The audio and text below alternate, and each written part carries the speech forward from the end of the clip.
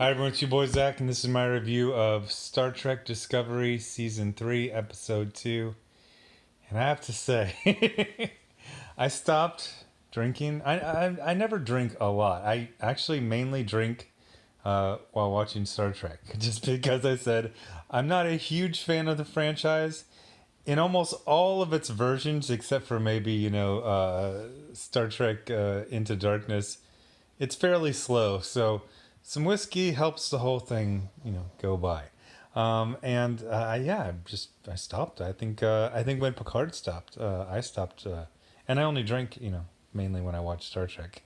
So, um, 2 episodes in, I'm gonna bring it back. I'll watch it on Friday or Saturday, and I'll have some nice Maker's Mark with it. But I read all the comments, and I learned a lot of stuff. I learned in my last video, I confused Starfleet and the Federation as if they are the same thing. It's like saying the United States and the United States Navy are the same thing. It's not quite correct.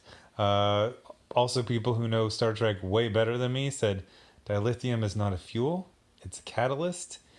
And they said also there are multiple different of types of drives in the Star Trek universe. If dilithium all exploded, the other drives would work just fine.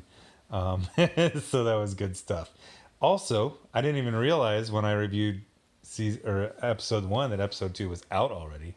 And they said, we hear you. You're going to like episode 2 a lot better. And I absolutely did. Number 1, almost no Michael Burnham. So, again, in the comments, because I was saying maybe this Sonequa Martin Green, maybe she's just a bad actress. And people are like, no, she was in Walking Dead for like 2.5 seasons. And she was good. She wasn't screaming or crying all the time. She can do regular acting. It's just Michael Burnham is written as a crazy person. So the situation is that the Discovery has come through the wormhole. As Nerdrotic and other people have said, Control, the AI that wasn't an AI but wanted to be an AI. Aren't you kind of an AI if you want to be an AI? Like, you've reached some sort of consciousness, like, already, right? Okay, so anyway, it had been defeated, but I forget. It was like I was drunk and it came out like a year ago. I forget all the plot points. Basically, he and some other people have been saying there was no reason to go into the future, but well, they're there. So Discovery gets into the future, and they crash land. And I kept thinking about this. You know what I mean? Is that if you don't know what to do with a ship, you crash it. I'm talking about as like a writer, a showrunner.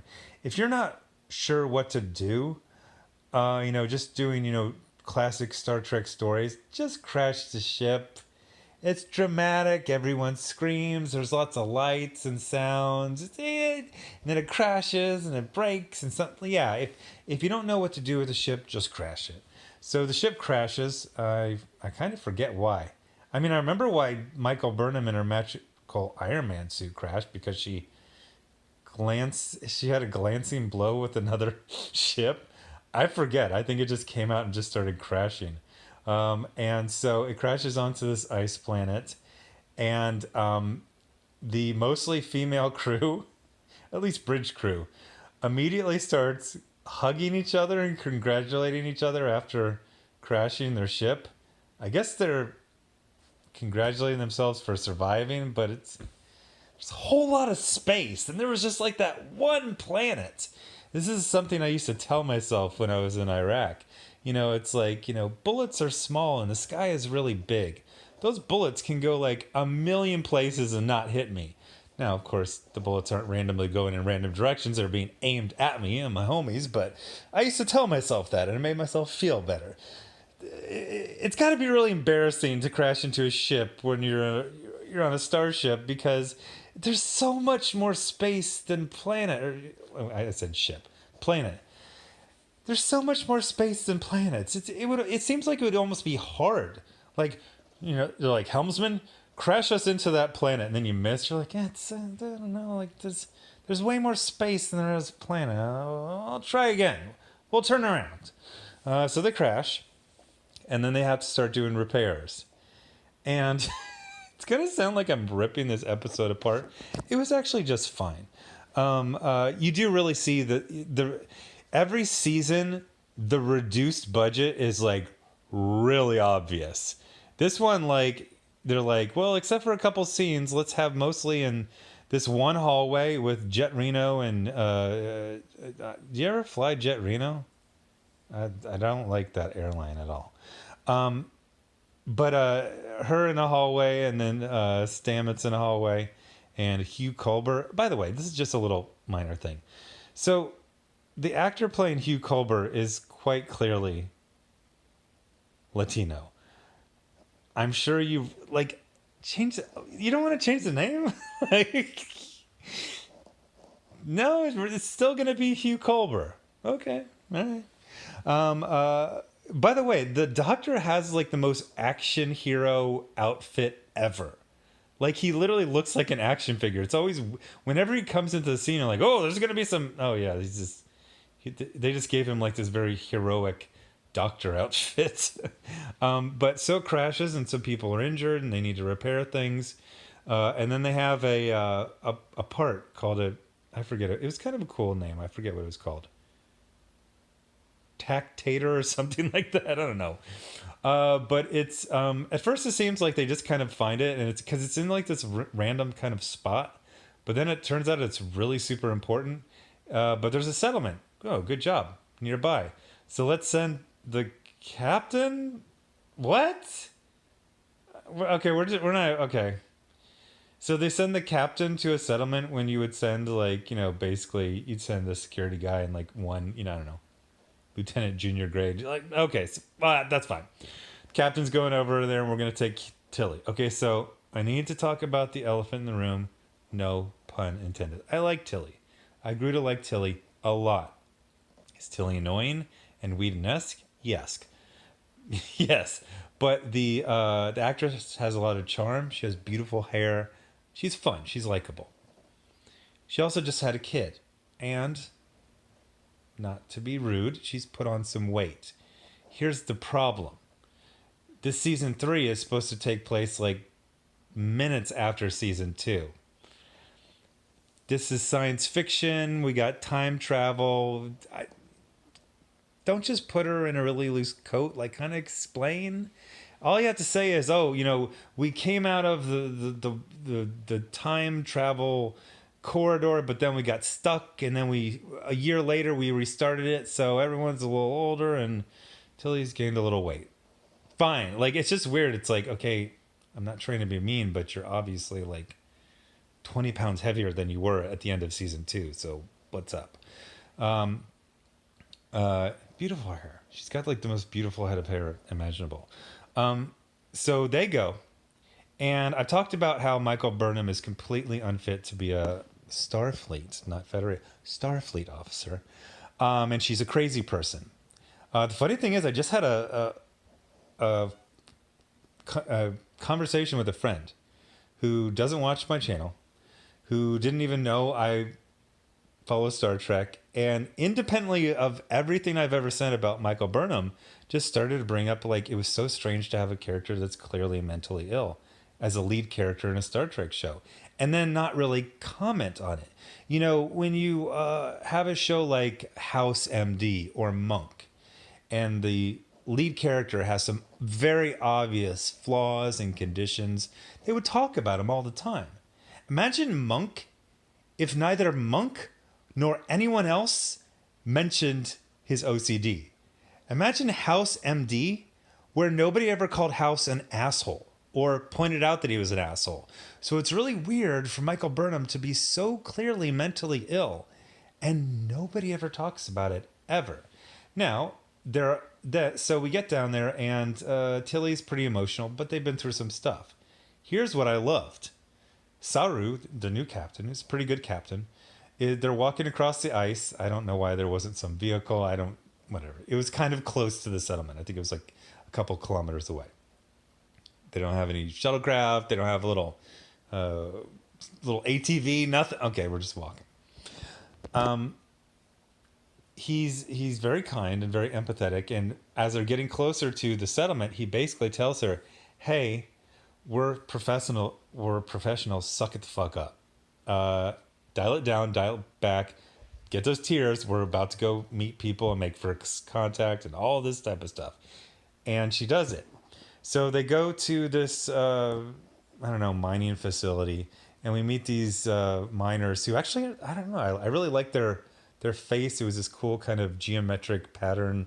So it was cool. So they're basically, I think the guy's name is Zara. Zara has basically stranded them there. He's basically turned the planet into a company town. A company town was a thing in America. I'm sure they had other places back in the, I don't know, 1800s, early 1900s. And basically you would work there. And your pay would be like, not that great. But it was a job. But then, like, everything in the company town was also. So, like, they'd rent you a room. They'd sell you the food. But then, they'd basically have you over a barrel. So that's what Zara does. He's like, hey, I got a ship. Yeah, I did blow up your ship, or I blew up the engines or something. So you're trapped here. I'll sell you stuff. Of course, I'm the only guy to buy stuff from. So he's coming down to collect. And honestly, I'm not saying I spaced out, but it wasn't that interesting. One of the things I liked is that Tilly and Saru are outdrawn by these geometric guys. And her emotionalism kind of sort of works. She basically says, they're all trying to kind of be tough. And she's just like, hey, can we talk? Because your guns are kind of freaking me out. And I guess she could kind of tell that they were not bad guys because they're like, okay, cool. And then they start talking. The actor who plays Zara was really, really good. But I have to say one thing. Not only, it didn't get overly Whedon-esque in this episode, but it is very obviously written. There's a lot of, what did they used to call them? $5 words. There's a lot of, we're trying to show we're clever while writing. Whereas this is a very basic kind of situation, extortion and, people not trusting each other. You don't need all this flowery language. And then, what's her name? Michelle Yeoh. She comes and she's using all those, fancy words. And then she starts making fun of other people for doing it. Okay. And we're going to have to stop again. I'm going to have to say this. I think I said this every time. I hate this character so much. I am so bored. And is there anyone out there who isn't bored of 105-pound women being able to beat up 5 people at the same time? So Michelle Yeoh's character is just awful. But you can tell in the writer's room, they think she's just such a delight. She always comes in, she says something catty, and I don't think Michelle Yeoh is a very good actress. So she doesn't really match anyone else in her acting style. She seems like, I don't know, like she always seems like in a completely different show. Yes, I know she's from a dark mirror universe where everyone was kind of an asshole. I was like, it feels like she belongs in a Pirates of the Caribbean movie. Like that's what she would fit a lot better. So she comes in, oh wow, she just beat up like 5 dudes that weigh 200 pounds. I didn't see that one coming. And then she like wants to like murder one of them at the end. So that was weird. And then Saru's like, don't murder him. And she's like, I'll do it if I want to. It's like, I know she's like part of Section 9, 31, Section 8. We're from Section 8. We're from the ghetto of the Federation. Yeah, so 5'4", 58-year-old woman. Yes, I did look up both her height and her age. I don't believe it. I'm tired of her character, her acting style. She doesn't fit any of this. Just get rid of her. She's not a delight there, writer's room. Tilly is good. Saru is good. Stamets is good. Jet Reno is good. They did have, although her sarcasm is, again, dial that back. I remember her for season 2 as the, kind of realistic engineer, sardonic, but like her, she's just sarcastic like in everything, and it's a little bit too much. Dial it down. I didn't understand why Stamets was going into the Jeffries tube instead of all of the able-bodied 20-year-old people you see walking around in the background. But I don't know. I like seeing someone fix something. I don't know. It's kind of fun. He took out the part. It was broken. He replaced it with the new component. And all the lights came on, and then it went back to like dumb writers' room 101. They're like, how will this crew of Starfleet officers figure out how to escape from the living ice that's growing over their ship? And they're just like, turn on the engine real fast. And then the ice grows more. I mean, there's literally an episode of Next Gen where, dude, I just heard freaking Mike Stacklasa and Rich Evans talking about it like yesterday. The more energy you expend, the more is drained. So how did they figure out how to get out of it? The trick is they just went out slowly. But there was no like engineering. It's just like, oh, the ice is growing. Just press on the gas some more. And then they get rescued by a ship, and then it's Michael Burnham overacting. And she's got really long hair, government name extensions. And so they're like, oh, your hair, government name extensions are really long. A lot of time has passed. She's like, and she's doing that overacting. She's like, I've been looking for you for so long. For so long. I've been looking for you for a year. A year is a long time, but it doesn't really match. Like, the overacting she's doing is for like 5, 10, 15, 20 years. Not one. Like, that's just 1 year. By the way, when she and the Discovery got separated in the time stream, I just always assumed they would pop out at different times.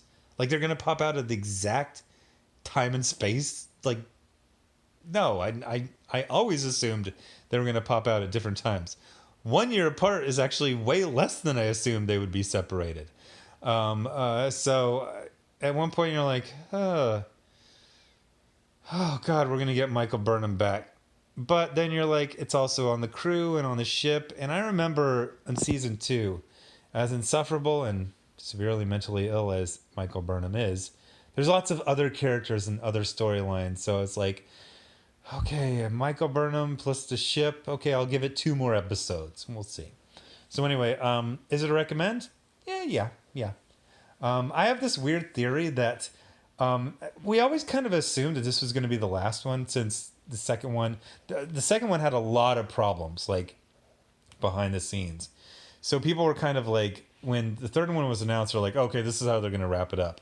But I guess season 4 has already been greenlit. And I think it's actually going to go for a while. But here's my theory. It's going to slowly turn into an actual Star Trek show.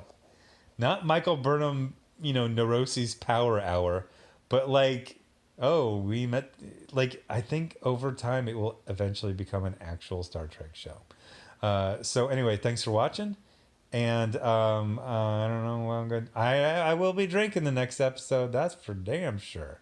I think I'm going to give Star Trek Lower Decks a second chance. People told me it actually got fairly good by the end. So I think I'm going to do my Marvel Netflix show trick and just skip to the last episode. Review that. And then if I like that, I'll probably ask you all what are the best episodes and then go back and check those out. Oh, and I guess Mandalorian Season 2 is also launching this week. So that's cool. Anyway, thanks for watching. Bye.